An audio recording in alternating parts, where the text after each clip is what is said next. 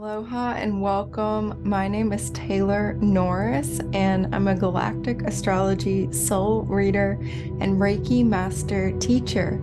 And in today's video, we will be focusing on this beautiful full moon in Capricorn coming up on July 3rd. That is in a very powerful alignment with Alathfar Star in Lyra Constellation.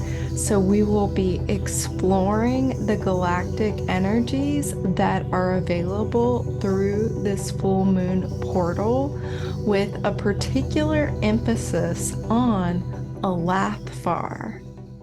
So here is the astrological chart for the full moon in Capricorn, and I'm just going to go over this really briefly, but basically what makes this a full moon is that the moon is exactly opposite the sun from our perspective on Earth. So the moon is in Capricorn, this powerful sign, earth element, cardinal modality, initiating modality, making things happen, making things real. And this Capricorn moon is opposite the sun in soft, sensitive, deep, emotional Cancer. Cancer, the sign of the mother. And these two create a polarity between this mother archetype and this father archetype, between the water element and the earth element.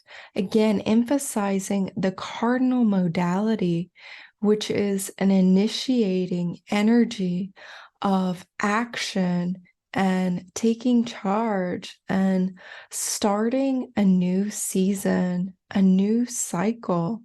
So full moons are typically the energy of this completion, but in the cardinal modality, there's a very powerful activated energy that's available to us, particularly because this full moon is actually coming before the other end of the portal, which will be the new moon in Cancer later on in July. So our lunar cycle is a bit reversed for the moment with respect to the Western zodiac. And some of you may be feeling that. Maybe it feels like there's a big opening, a big shining of light on something, and then the rest of the moon cycle is kind of processing that through and, kind of cleaning that up, figuring it out, whatever needs to be taken care of. I know I felt this shift in a unique way. It does feel like these full moons now are really almost the beginning. So our sense of beginnings and endings is definitely highlighted and merged. It can be a decisive ending and a decisive beginning, but it's almost like the order, the timing of it is different. And this also has to do with the fact this full moon in Capricorn is ruled by planet Saturn. So each zodiac sign is ruled by a different planet, and Capricorn is ruled by Saturn. And Saturn is in the sign of Pisces. And this is where we get that effect with time slippage, and more into fluidity, more into the quantum nature, more into the multidimensional nature, more into this blurring between past, present, future, parallel, a lot of possibilities, a lot of creativities, the profoundness of our dreams, the richness of our inner life, the invitation to access our own sense of inner authority, particularly as regards our spirituality and our use of creative life force energy.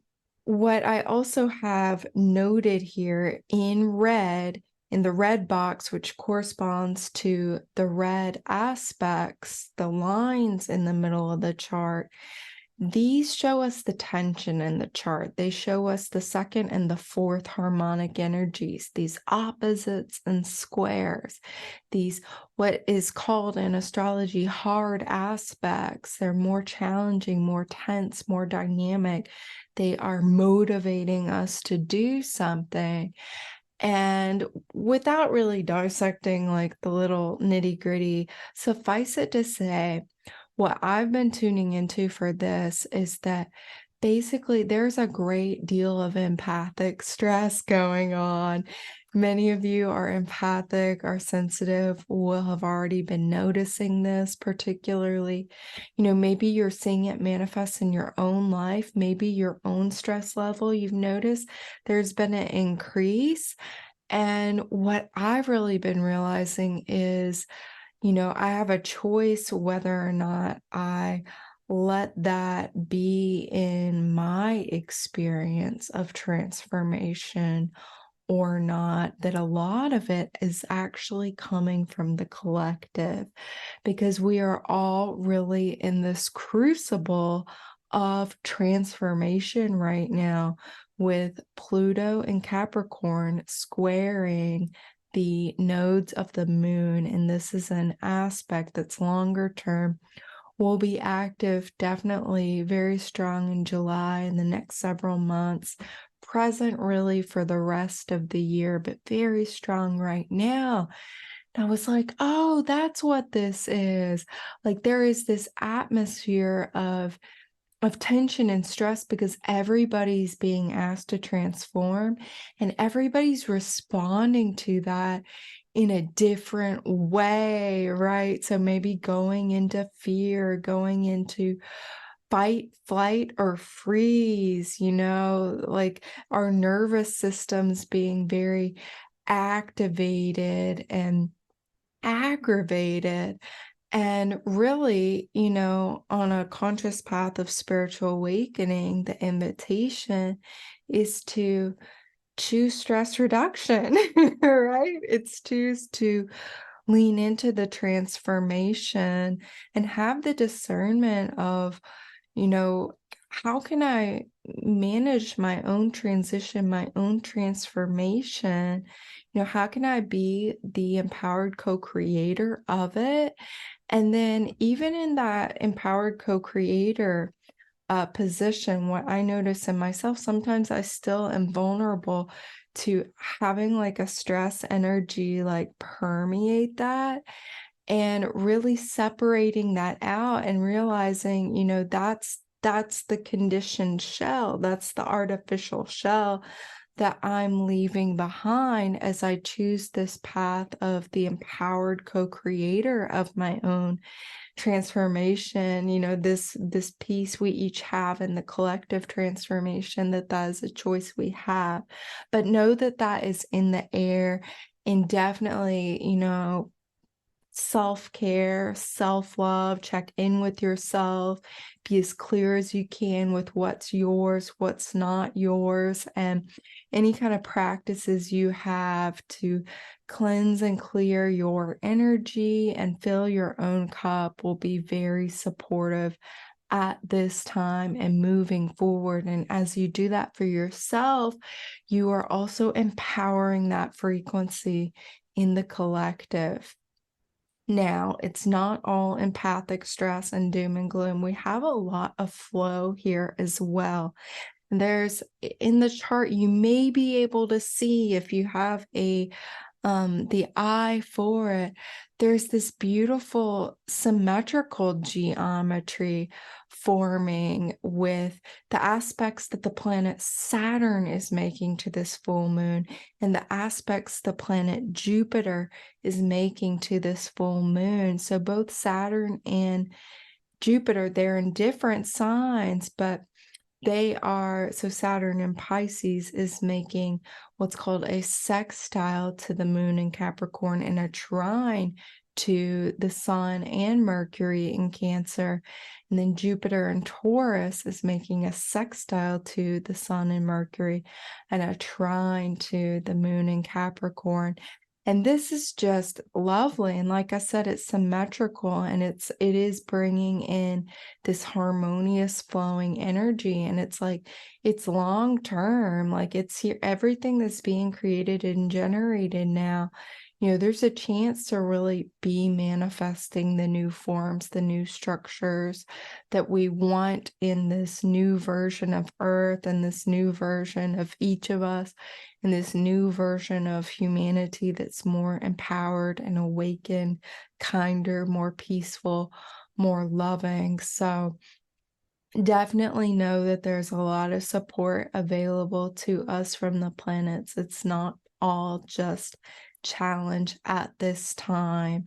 And we have a strength in the earth and the water energies in this lunation. We also have a strength in the cardinal and the fixed modality. So again, that cardinal energy is the energy that's going to say, yeah, let's start something new. And the fixed energy is the energy that's going to, yeah, okay, step by step, let's stick with it. What does it take to sustain this? What does it take to maintain this? In that process, that middle process of carrying it out, not just starting a new project and then starting another new project, but sticking with the new project and really taking it to its next levels. So now I'd like to share with you a bit about the galactic chart. So this is a chart that you can make for yourself, your birthday, other people's birthdays, the birthdays of lunations or events at galacticastrochart.com. It's free to the public and available, so you can see what the galactic alignments are. And so these are the alignments available to us with this full moon in Capricorn. These are the conjunct alignments and the opposites. So they are the 0-degree aspects and the 180-degree aspects known as oppositions. And these are particularly strong alignments. As I say in my readings, they're all important, even the other aspects are, but these are really, really powerful alignments, ones that, may be more noticeable, maybe more readily available, a little bit more in your face, obvious. So that's not to say the other ones are not available. They all are. Everything is all the time. But we could say these are extra highlighted right now. And so I'm just going to list off what these are. And I invite you to open yourself and listen, just simply listen to what are the constellations and what are the stars that are available. So, as I already mentioned, we have Lyra Constellation Alathfar, Andromeda Constellation Merak Star. In the galactic, we have Shapley Attractor. We have in Canis Major Constellation, Sirius A. Also in Lyra Constellation, Vega. In Hydra Constellation, the star Alphard. In Cassiopeia Constellation, the star Shadir. In Andromeda Constellation, Titouan Star. In Cygnus Constellation, Deneb Adige Star. In Draco Constellation, Thuban Star. In Centaurus Constellation, Beta Centauri Hadar. In Pegasus Constellation, Shiat Star. And in the galactic, the supergalactic center. So those are our constellations, our stars, our star families, these aspects of self that you may feel extra connected to at this time based on these very powerful alignments with significant parts of the zodiac at this time. These energies may be activated to you, and if one or more of these is highlighting to you, maybe take a note and invite that to come through in your meditations, in your spiritual practice, in your rituals, in your contemplations, in your walks in nature, as you sit by the lake or the river or by the ocean. You can invite in these energies and see what's there for you to explore. So what I really want to focus on in this video is the sun and moon's powerful alignment with Lyra Constellation Star Alathfar. And this one means a lot to me. I have a Neptune aligned with Alathfar in my chart. It's been one star that I've really been tuning into and noticing in my readings with clients, and starting to develop and deepen my relationship and my remembrance of what is this star all about. And so you see in this beautiful Uranus mirror diagram of the constellations, it's several different constellations here, including Cygnus, the swan. And then you see the Lyra, a constellation there. And Alathfar is not actually drawn in on it. So the biggest star you see is actually Vega, and what I drew in with the graphic, that pink star, is approximately where Alathfar is, but it's within the borders of the larger area of the constellation, but it's not within like the actual grouping itself, which I find very, very interesting. So it's almost towards that border of Hercules constellation. And so I'm going to share with you a little bit of the information from Bernadette Brady's Book of Fixed Stars. Highly recommend this. This is what she writes about Lyra, the harp. Different cultures have called this constellation by many names, but the common thread is the theme of a musical instrument. The Greeks thought of it as the lyre of Orpheus. This lyre was made from a tortoise shell by the infant Mercury and later given to Orpheus by Apollo. Aratus called it the little tortoise, explaining how Hermes used the animal to create the first lyre. Pliny called it the harp star. The Anglo-Saxons and Celts knew it as a harp and later saw it as Talon Arthur, the hero's harp. The Christians named it King David's harp, and later, totally out of step with the tradition of the constellation, identified it with the manger of the infant Savior. In India, this grouping was also linked to the vulture, and at times in the desert of Arabia, it was the great swooping eagle, in contrast to the constellation of Aquila, which was the great flying eagle. Up to a few centuries ago, it was also known as a swooping vulture, which held a lyre in its beak. In this guise, as a harp-carrying vulture, it was the third Stymphalian bird. So, a musical instrument, a flying bird of some sort, in some kind of status. I also learned that it's linked to the symbol of the hawk, the symbol of the eagle, and that these in ancient mystical teachings were the energies and the symbolic archetypes, these animal totems, if you will, that were in opposition to diametrically opposed to, in the polarity of, against, if you will, the lineage and the symbology and the archetype of the serpent. So very, very interesting. Both the eagle, hawk, and the serpent, the snake, even the dragon. These are two groups of symbols that are found across cultures and across civilizations all over the earth, all coming from different time periods. These are very, very deep in the human consciousness and the human story, and we see it mapped out and reflected in the stars of Lyra. This constellation is also linked to the Emperor card.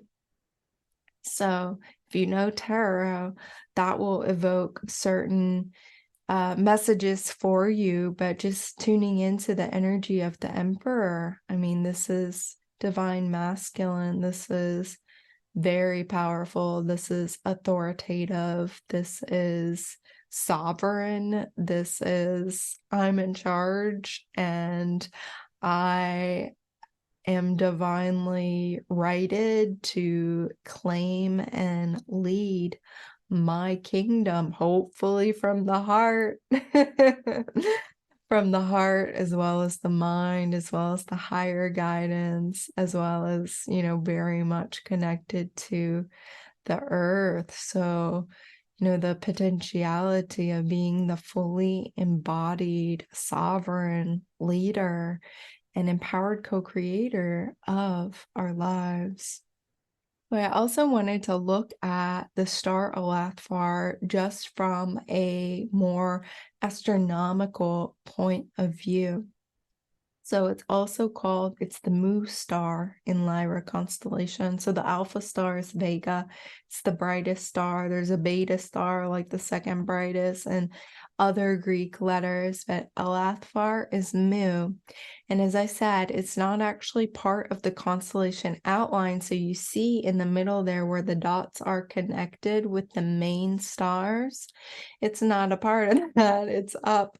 It's almost to the border of the area that we've mapped out and said this is this space that corresponds to Lyra constellation. Like, this is Lyra constellation's zone.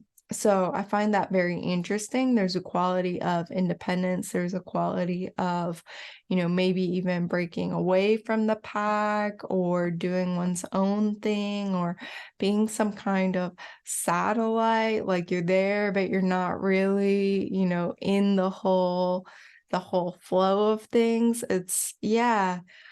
Oh gosh, yeah, it's really interesting. It's almost echoing even more so this idea of sovereignty, of, I'm able to step away when I need to step away and be sovereign and self-sustaining as I need to, as I'm guided to. So what's also interesting, one source says it's a white subgiant star. I found another source saying it was a blue-white subgiant A-type star. And the suggested lifespan was 10 million years, which is considered a short-lived star. It is hotter and generates more energy than our sun. And one of its most unique qualities is that it has a very fast equatorial speed. So it rotates 83 times faster than our sun. So it's really a transformer, like tuning into this, it's turning over. And this would also kind of impact like its shape, right? If you think about how fast it's spinning. So it'd be very, very interesting. So it's approximately 439 light years from Earth, and it comes from the Arabic word that means the talons of the swooping eagles, the talons. Everybody do this. Tune in. Let's make this embodied, right? Alathfar, Alathfar, the talons of the swooping eagle, collecting, grabbing, grasping. Interestingly, its name was stolen by somewhat brighter Ada Lyrae, also in the constellation Lyra. But like Alathfar, it's kind of off. It's not in the main part of the constellation. So Ada Lyrae is also known as a very similar name, Alathfar. And these are neglected stars in academia. There are very few cited studies and reports of these two stars. The main studies and areas of investigation have been the other stars of Lyra. So that's intriguing too. It's like these two stars, and Alathfar is actually a binary star, and it has a meteor shower linked to it. So very interesting there. These stars are neglected. They're off doing their own thing. So that's something to really be feeling into.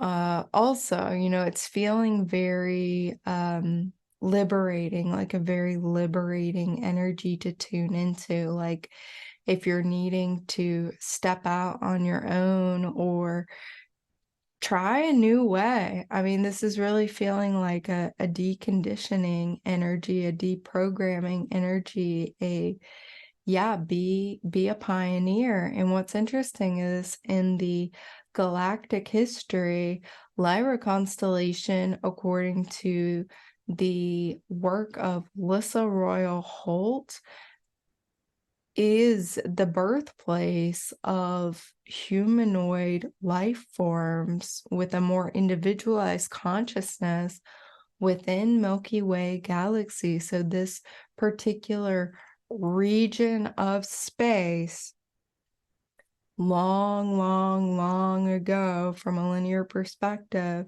was really this origin. So I mean, this is an opportunity with this full moon. Talk about getting in touch with your ancestry, like getting in touch with your deepest human ancestry that is before even humans as we can even conceive of it mentally. That's, it's very deep, very ancient soul and spirit level ancestry. This is, how it all works with we're made of the stars, we are stardust, all of these things we know. This is what that is speaking to. So I wanted to also share with you some images to tune into. So Lyra constellation is known for two different types of beings, at least two. I'm not by any means limiting it, and I open up all the comments. What Lyran beings have you contacted with? What kind of alternative soul aspects of yourself have you tapped into? Your Lyran soul self. Commonly reported ones are the felines and the avians, and here are some images of the felines. And I think what's so magnificent is, on the left-hand side, these more galactic looking ones, that incredible artists, light being codes in Vashta have created. I love these two. And then we have also these ancient symbols of, oh my goodness, the proof is in the pudding. The proof is in the ancient architecture right here on Earth, that we are connected to these feline beings that come from the stars. And they come from many different stars, but certainly many of them can trace all the way back to Lyra, and particularly in my experience, Alathfar Star. So there are some pictures here of Sekhmet and Bastet, the cat people, and the felines, the lioness beings, the lioness goddess, with these beautiful feminine energies. And I love the almost like sphere of energy above her head, above Sekhmet's head, almost showing like her soul star chakra, like right there. Maybe maybe it was really visible, or maybe it was a halo of sorts, or maybe it was her astral body. Like, who knows? This is so powerful. And I will share that I've really experienced this when connecting with Alathfar. Like I said, it's conjunct my Neptune. I've experienced parallel soul aspects that are very much like this ancient Lyran feline being, and their connection to my connection, our connection to ancient Egypt through what we commonly know of as ancient Egypt, right? So, but also prior times of ancient Egypt, and really the dating on ancient Egypt going back much further, even pre-Diluvian perhaps, and having periods that were like more like 30,000 years ago, more like 60,000 years ago. I was tracking the ages of Leo recently, and there was an age of Leo roughly around 30,000 BCE, an age of Leo roughly around 60,000 BCE, and that these could have corresponded to Atlantean times, Lemurian times, and that's certainly what I've received when I tune in, that these priestess lineages of the Sphinx of ancient Egypt go back really, really, really far. And what I've also been learning about these temples is that sacred sites are not considered sacred sites unless they've been built on 12 layers of previous sacred sites that were actually used in ritual, in spiritual practice for a good amount of time. So thinking about a site like Egypt or other sacred sites on Earth that have been built over and built over and built over that many times, and we just haven't yet maybe excavated to that extent to be able to see that and see how truly old and magnificent these sites are, and how deep our history and our roots really do go. So if you feel called to connect with any of the feline Lyran beings, they are there for you. And I would invite you, I'm sure all the cats are watching. Hello, cats. All the cats are really, oh my gosh. So connect with your cats, ask your cats questions. They may be able to share with you secret transmissions straight from Lyra and about Alathfar and other magical things at this time, the secrets of ancient Egypt. If your cats share with you anything you want to share in the comments, I would love to hear it. So the other type of being I want to mention that's commonly linked with Lyra is the Avian Beings. And I don't have direct experience with the more like galactic looking Avian Beings. I just want to be honest here. I included these images in case others have and do, including them as possibilities, but I also wanted to say I have not personally really experienced the Avians in this way that I can recall at this moment. However, I am very familiar with Thoth, and you will see the ancient Egyptian portraits here of Thoth. And I loved this one on the bottom that I found that has so much of the blue color in it and all of these birds depicted in it. And, you know, even it looks like humans with wings. I mean, this is beautiful. This is extraordinary. And again, showing us how powerfully Lyra is connected to ancient Egypt and Atlantean times and these mysteries of our deep past on the earth and then our deep past and our origin beyond the earth as well. So I find this so interesting. You know, back 2016, I remember I was going through a dark night of the soul and I was drawing Thoth often and studying the Drunvalo Melchizedek Sacred Geometry Flower of Life, all of his books and works during that time, and drawing Thoth and calling upon Thoth, and really felt quite a deep connection at that time. And so it's so interesting to see how there it is, you know, this emblem, this possibility of how these avian ET beings, these avian off-planet beings were very much present on Earth, present within human consciousness in ancient times, and during this full moon are definitely available to us at this time. So I want to hear from all of you.